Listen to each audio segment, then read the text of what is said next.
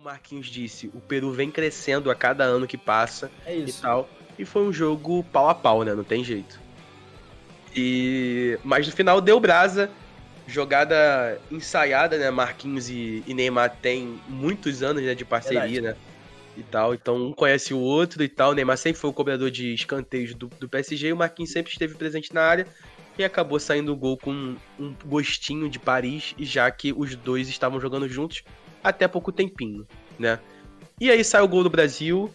E eu queria saber de você, antes de eu falar, queria saber de você o que você achou desse jogo, porque muita gente falou assim, mas o dinizismo tá muito mal, ou então, será que o dinizismo vai flopar? Só que no primeiro jogo foi mil maravilhas, não tem como a gente falar que no segundo jogo vai ser, tá tudo acabado, 2026 acabou, o Brasil não vai ser hexa e tal, tem muito tempo até lá, e como a gente falou, estão se adaptando ainda ao dinizismo e tal, né? Não tem jeito. Vai ser de um dia pro outro, mas eu quero saber de você, Arthur. O que você acha? O dinizismo tem dias contados? A prioridade é o Ancelotti? Você prefere o Ancelotti? Você prefere o Diniz? Queria saber de você isso aí, já que você é um amante do professor Pardal, né? Perfeito, eu amo o professor Pardal. Eu vou parafrasear o LF aqui, igual ele falou um pouquinho antes, o Peru incomodou, né? O LF sentiu o Peru incomodando, ele não gostou muito da partida, e eu também não gostei muito, sendo sincero, tá? Inclusive a gente falou, brincadeiras à parte agora, a gente falou aqui que o Peru ia ser um adversário um pouco mais chato do que a Bolívia, principalmente jogando em casa, porque a Bolívia certamente é um dos times mais frágeis do cenário sul-americano hoje de seleções, enquanto o Peru é um time interessante, cara, quase foi para as duas últimas Copas, muito provavelmente vai estar na Copa de 2026, agora que tem mais seleções, né? Então é provável que o Peru esteja lá no México, nos Estados Unidos e no Canadá. Mas eu separei algumas coisinhas aqui, porque é o seguinte, eu queria falar um pouco mais do aspecto tático do Fernando Diniz nessa partida, porque teve algumas mudanças em relação ao jogo da Bolívia, mas também teve algumas similaridades, porque se a gente pegar a escalação do Brasil, o Brasil ele entrou num 4-2-3-1, né? Perfeito? Com o Casemiro e o Bruno Guimarães no meio, Perfeito. aquela tríade ali mais à frente e o Richarlison lá. Só que quando o jogo começava, na prática mesmo, o Brasil atuava quase que no 4-4-2 em alguns momentos, com o Neymar indo fazer essa função de dupla de ataque com o Richarlison. E às vezes, no período defensivo, o Richarlison voltava para ocupar a posição do Neymar, e o Neymar ficava lá sendo esse lá na frente, bem mais isolado lá no ataque. Perfeito. Outra coisa que é muito importante falar sobre esse esquema do Fernando Diniz, como que o time joga pelas laterais do campo, tá? E aqui eu queria abrir esse parêntese aqui especial sobre a saída de bola. Porque na saída de bola a gente percebe como o Brasil tem muita amplitude, o que geralmente é uma coisa que a gente nunca fala sobre o esquema do Fernando Diniz, né? Que é sempre um jogo muito compacto, muito apertadinho, muito pertinho. Aproximado, né? Muito aproximado, era essa palavra que eu estava buscando, muito aproximado. E, por exemplo, quando o Brasil vai sair com a bola, os dois zagueiros abrem, eles vão quase que para a linha lateral, os dois laterais sobem um pouquinho para ficar nessa linha de meio de campo, e o Casemiro, que é o volante ali, o primeiro volante, ele desce um pouco. Então, e óbvio, os pontas, que no caso é Rafinha e Rodrigo, espetam muito também. Então, na teoria, o Brasil, quando vai fazer essa saída de bola, funciona quase que num 3-4-3, né? Um 3-4-3, na verdade. Porque você tem três jogadores ali embaixo, que é Gabriel Magalhães, Marquinhos e Casemiro. Você tem aquela linha de 4 ali no meio, com Neymar, Bruno Guimarães, os dois laterais, e lá na frente você tem o trio de atacante. Só que uma coisa interessante de perceber é o seguinte, quando o Brasil vai fazer essa saída de bola, o Bruno Guimarães, ele cai aqui pela direita, e o Neymar, ao invés de fazer esse papel pela esquerda, ele fica ali avançado como camisa 10, né? Sim. E essa área aqui da esquerda, a gente fala muito do Flamengo, inclusive. Porque sempre fica esse espacinho ali no meio para algum jogador fazer esse movimento de ocupação de espaço. E quem faz essa ocupação de espaço no jogo do Fernando Diniz é o lateral. O Renan Lodge sobe em alguns momentos funcionando como meia esquerda e às vezes o próprio Rodrigo desce para ocupar esse espaço, deixando o corredor totalmente livre para o Renan Lodge atuar. Essa troca, principalmente do lado esquerdo, tá? Do lado direito isso não acontece tanto porque, de novo, o Danilo não é tão ofensivo quanto o Renan Lodge. Mas essa troca do lado esquerdo funcionou muito no jogo contra a Bolívia, a gente falou isso aqui. E o Brasil estava, assim, perfeitamente montado, né? Na teoria, isso tudo que eu falei aqui é perfeito. A gente olha e fala, cara, o estilo do Diniz ele é muito flexível, ele é muito móvel, todo mundo tocando na bola a todo momento. Pô, a gente vai pra cima, do Peru é forte, né? E vai amassar o Peru, pô. A gente vai amassar o Peru. O Peru não vai ser nada pro Brasil. Perfeito. Só que, cara, na prática, eu não achei que funcionou tão bem, tá? E aí eu acho que o problema da seleção brasileira não foi nem nas pernas, não foi nem na questão do sistema em si, mas foi isso aqui, ó. Eu acho que o que pesou pra seleção brasileira foi a cabeça, cara.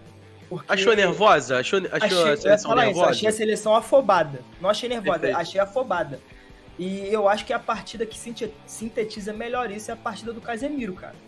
A gente vê o Casemiro como um volante muito experiente. Muita gente coloca, entre os 5 maiores volantes da história do futebol. Corre ali para ser o maior volante da história do Real Madrid. Diversas Champions League, Campeonato Espanhol, jogando muito, sempre como titular. E nessa partida contra o Peru, a gente viu um Casemiro muito exposto. Não estava conseguindo fazer o seu jogo. Eu acho que o time do Brasil inteiro sofreu muito com isso. Porque em vários momentos, a gente viu, por exemplo, naquele jogo contra a Bolívia, que o Brasil aglomerava. Na última bola, invertia para o Rafinha. Na última bola, invertia para o Rodrigo. Isso o Brasil tentou fazer. Mas o Brasil fazia no momento errado. Tomadas de decisões erradas, uma em cima da outra. Às vezes, quando era para jogar curto, tentava inverter. Quando era para inverter, tentava jogar curto. E o Casemiro não tem tanto esse jogo curto quanto um jogador que eu acho que deveria ter entrado na posição dele, que é o André. Acho que você vai concordar com isso. Principalmente no esquema do Fernando Diniz, o André já tá muito mais adaptado, né? Certo. E aí, por exemplo, eu acho que o Casemiro ficou muito exposto. E aí, falando sobre essa substituição, só pra finalizar aqui meu comentário sobre a seleção, eu não, também a gente vai trocando ideia junto, pô. Tá maluco? Então, perfeito. Então vai. E depois eu quero criticar ele, o professor Pardal, por incrível que pareça. Mas por quê? Tu achou que esse jogo era pro André e pro Nino? Cara, não sei se pra começar de titular, mas eu acho que o Diniz é um treinador não bom bastante, mas ele é um treinador observador bastante pra perceber que o Casemiro tava com uma dificuldade ali. E eu acho que ele demorou pra mexer, cara. Eu acho que ele demorou pra mexer nesse jogo. E o Casemiro não saiu do jogo, né? Ele foi até o final. Quem substituiu foi o Bruno Guimarães. O Bruno Guimarães. Eu achei que ele devia ter entrado com o André, sabe? Eu sei que ele repetiu a escalação pra jogadores entenderem ainda mais como funciona e tal. Muitos jogadores não trabalharam com ele. Acho que da seleção principal aqui, quem trabalhou com o Diniz, olhando aqui, foi o Bruno Guimarães e o Renan Lodge. Veiga também. Veiga também, né? No Atlético Paranaense. Só que o Veiga do time titular, né? Perfeito. Do time titular, entendeu? São esses dois. Só o Guimarães e Renan Lodge e tal. Então, acho que ele quis repetir a escalação justamente pra isso, para os jogadores se adaptarem melhor, né, e tal, e com mais facilidade. Só que contra a Bolívia, como eu disse, foram 1000 maravilhas, 5-1, passaram o carro. Contra o Peru foi um jogo com uma seleção que é mais experiente, né, e tal. E uma seleção que jogou totalmente atrás da linha da bola, né, Arthur? Sim. E aí eu acho que pecou por isso, sabe? Afobação. Eu acho que queria muito. Eu acho que isso gira em torno dos 74 passes errados do Brasil, sabe? O Brasil errou 74 passes. Coisas que normalmente não é da filosofia do Diniz. Normalmente não tem tantos erros de passe, né, e tal. Já que já é um jogo mais aproximado e tal. Eu acho que faltou alguém ali no meio campo, como o André, para poder reger essa saída de bola. Porque a bola foi muito no pé do Ederson, entendeu? A bola voltava muito, não achava tanto espaço, a seleção estava bem postada, da seleção peruana estava bem postada. Então eu acho que foi isso, foi a afobação de fazer logo o gol, fez os gols que foram impedidos e tal. Bizarrice total, o gol demorou 7 minutos. Bizarro. 7 minutos pra ele assinalar o impedimento e tal. Nenhum jogo do Brasil, tá? Nenhum jogo na Série A do Campeonato Brasileiro, Série B, Série C, Série D, teve tantos minutos assim pra ser regularizado. E olha que a gente reclama do VAR aqui semana sim, semana também, hein? Perfeito. E tal. Mas em relação ao que você estava falando sobre o nervosismo e tal, pode continuar, PB. Não, então, Bebê fica, né? Eu vou continuar, meu Ludmilo. Mas a parada é a seguinte, cara, sabe o que eu percebi também em alguns momentos? Isso que você falou é muito importante, porque, de fato, o Brasil não conseguia sair, aí ficava rodando a bola, voltava no Ederson, ia no zagueiro, ia no Casemiro, voltava no zagueiro, que voltava no Ederson. E aí eu percebi em vários momentos que, por exemplo, quando a seleção tinha um espaço para tentar dar esse passe mais vertical e tentar quebrar essa linha, de novo, se mostrava muito nervosa e de uma maneira desnecessária, porque a gente não está enfrentando a Argentina em Buenos Aires na última rodada das eliminatórias. Cara, a gente tá na segunda rodada das eliminatórias, um jogo que, assim, vamos ser sinceros, se perder não vale de nada, mano. Se perder não vale de nada. Perdeu, beleza, empatou. Mas fica esse nervosismo, essa necessidade de resolver logo.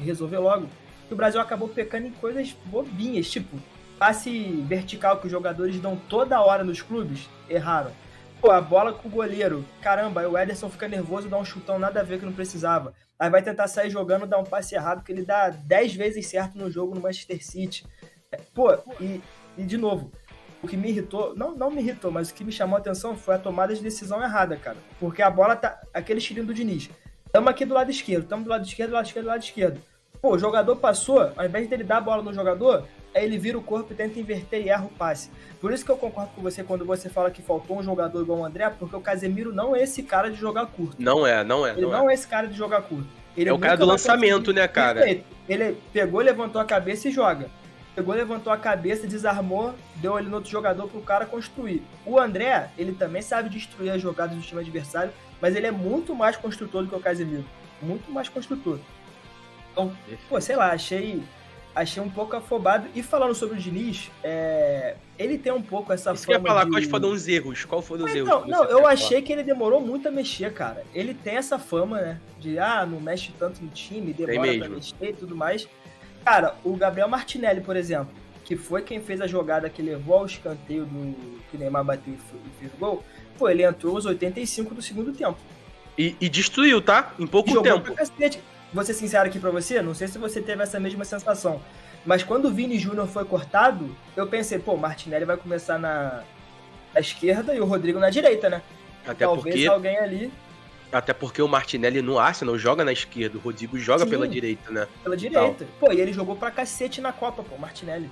Talvez ele tenha improvisado o Rodrigo ali pelo seguinte, o Renan Lodge é um lateral que tem muito mais espaço do que o Danilo, é muito mais ofensivo que o Danilo. E a característica do Rodrigo é puxar pro meio e chutar, ou então puxar pro meio e fazer uma tabela. Então esse puxar pro meio dá mais espaço pro Lodge passar por trás dele. Talvez tenha sido por isso. Só que, de verdade, eu acho que já se provou demais o Martinelli de ser titular da posição, de verdade. Porque ontem a partida que ele fez em pouco tempo foi, tipo assim, um carimbo e o martelo batido ali, ó, fake Nery, pra ele ser o titular da seleção, porque de verdade jogou muita bola, cara. De verdade, conseguiu furar ali no X1, quebrar as linhas do Peru. Sim. E tal, e aí na cobrança de escanteio o Brasil consegue o gol com o Marquinhos, né, cara? Cara, eu acho que é o seguinte, enfim, ele é um jogador, você falou muito bem na diferença de característica, porque a gente percebe que quando ele entra no jogo, ele dá muito mais profundidade para um time que já estava sendo mais móvel desde a saída do Richarlison para a entrada do Gabriel Jesus, né? Porque ele tira o Richarlison com o Gabriel Jesus, que é infinitamente mais móvel e mais... Muita leve, coisa. Não é essa palavra. Mas ele se movimenta mais do que o Richarlison, e aí o Neymar... Se apresenta mais, né? Perfeito. Ele é mais participativo. E o Neymar já estava caindo mais pela esquerda, tudo mais, o time já estava se movimentando muito. Quando o Martinelli entra, cara, a gente tem um jogador na seleção que a gente não estava vendo em campo com essas características. Porque o Neymar jogando pela esquerda não é esse jogador de dar o tapa e ir pro fundo. Ele não é mais esse jogador. Já foi em 2015 e 2016. 2018 no máximo, quando ele estreou no PSG. No máximo. Hoje em dia ele não é mais esse cara, tanto que ele rende mais como camisa 10. E aí, quando o Martinelli entra, ele dá essa profundidade, vai lá, incomoda. Pô, consegue o escanteio, 1x0 Brasil. Cara, sei lá, o LF fez um comentário aqui que eu achei interessante, ele botou, eu achei um resultado normal. Eu também achei, cara. Eu não acho que... porque é complicado, porque com o Diniz é muito 8 ou 80, né, mano? Sim, quando dá certo, ele é gênio, quando dá errado, ele é um burro maluco. E outra coisa também é que a paciência com a seleção brasileira do torcedor, tipo, já tá esgotada, sabe? Sim. Eu acho que nesses ciclos que se passaram, desde 2010, assim, acho que de 2010 pra cá, a paciência vem se esgotando cada vez mais. 2010 perdemos pra Holanda, que foi finalista, mas independente, mas dá um pouco de sentido, né? E aí em 2014 foi um balde de água fria, 7-1 pra Alemanha, que foi a atual campeã. Em 2018 a gente saiu pra Bélgica, né? Aquela seleção belga, a última geração belgas que tava no auge, né? Em 2018 a geração belga tava no auge de De Bruyne, Lukaku, Carrasco, etc. Hazard destruindo. Hazard. E 22, infelizmente, saímos por uma seleção que a gente não esperava de sair, que foi a Croácia. Eu acho que por essas decepções, principalmente de 22, que a seleção tava muito embalada, né? A gente tava muito motivado. Sair pra Croácia nas quartas de final, eu acho que foi algo que foi um balde de água fria total. E a paciência do torcedor brasileiro com a seleção, ela diminui a cada ano que passa. Então, esse teste do Diniz, até possivelmente, né, o Ancelotti assumir ano que vem e tal, vão ter muito mais críticos do que admiradores, de verdade. Sim. Porque foi aquilo. 5x1, ganhou de 5x1 da Bolívia, é obrigação. Ganhou de 1x0 do Peru no gol no último minuto, aí já tá faltando trabalho, pouca porrada e pouco futebol e falta de porrada. Diretoria Jim Carrey. Diretoria Jim Carrey. Eu esqueci esse ditado, né? Salário em dia, porrada em falta. Isso aí, salário em dia, porrada em falta. Isso Perfeito. aí. Pô, mas aí, você não acha que é um pouco de arrogância também do torcedor brasileiro? Com certeza. De achar que, tipo assim, porra, só a gente que sabe jogar bola e os caras não sabem nada. Mas eu acho que é pela decepção também dos últimos anos, de verdade. Fato. Porque a gente não esperava que, tipo assim, pelo menos, o que a gente, quando a gente pergunta pra alguém de seleção, pô, se eu perguntar de seleção pro meu avô vai citar Garrincha, pô, meu avô vai citar Pelé, meu avô vai citar, pô, tá maluco, Rivelino, mano. todo mundo. Rivelino, Didi, vai citar um monte de jogadores da época dele, porque meu avô viu o Brasil pentacampeão, né? Ele viu os 5 títulos do Brasil. É absurdo, mano. Se a gente for citar algo, tá ligado? O que a gente vai citar? Nada. Mano, até se a gente perguntar pros nossos pais, pô. Exato. A geração dos nossos pais viu o Brasil chegar em 3 finais consecutivas. 3 finais consecutivas. Romário, viu Bebeto, tá ligado? Viu Branco. Pô, tá maluco, mano. Viu Fenômeno, viu Rivaldo. Viu quem? A gente viu o Tyson, diz o diretor. A gente viu Tyson, Bernard, Luiz Gustavo, tá ligado? Felipe Melo, maluco. Complicado. Júlio César jogando no Canadá em 2014. Queen's Park Rangers. É loucura. Pô, mas aí eu tenho uma pergunta. Cara, isso veio na minha cabeça agora. Você falou, eu pensei isso aqui. Pô, tu acha que a eliminação em 2022 foi a mais traumática, mano? Pra mim acho foi. Que, assim, 2014 chegou num ponto que eu acho que a galera nem sentia mais. Tipo assim, foi uma parada tão absurda que a galera meio que não acreditou. 2018, pelo menos a seleção da Bélgica era forte. A gente olhava e falava assim, cara, pode ter jogo, a seleção dos caras é forte. Roubaram a gente também, né? Era pra ter dado aquele pênalti. Pênalti do Company no Gabriel Jesus. Perfeito. E aí em 2022, quando chegou a Croácia, todo mundo falou assim, beleza, Croácia, Brasil e Argentina na semi, pô, jogão, vai ser absurdo. E aí, seria o maior Brasil e Argentina, né? A história. Eu acho que foi, mano, a mais traumática. Até mais do que a da Holanda. Aquela da Holanda foi pica também, mano. Não, foi triste e tal. Da Copa do Mundo de 14, eu coringuei, né? Porque, tipo, depois do quarto gol, fiquei, isso, vai, faz mais. Aí, cara, meu tio puto da vida comigo. Meu pai sem acreditar, vai, faz mais. Eu coringuei, tá ligado? Mas, ano passado, pode perguntar pro LF, eu chorei abraçado com ele. Pô, mano, ano passado, porque é isso que você falou, cara. Tipo assim, eu lembro muito que em 2018 tava aquela empolgação, porque o Brasil tava jogando bem com o Tite, tava jogando bem, mas aí caiu, beleza. Só que eu lembro que os papos que a gente tinha antes de 2022 era tipo, cara, a seleção brasileira não encanta igual encantava antes, mas é muito difícil de perder. É muito difícil a seleção brasileira perder, o time tá muito bom, pô, Neymar tá jogando muito, tá voando, Vinícius Júnior surgindo, que não sei o quê. Croácia toma nos pênaltis. Perfeito.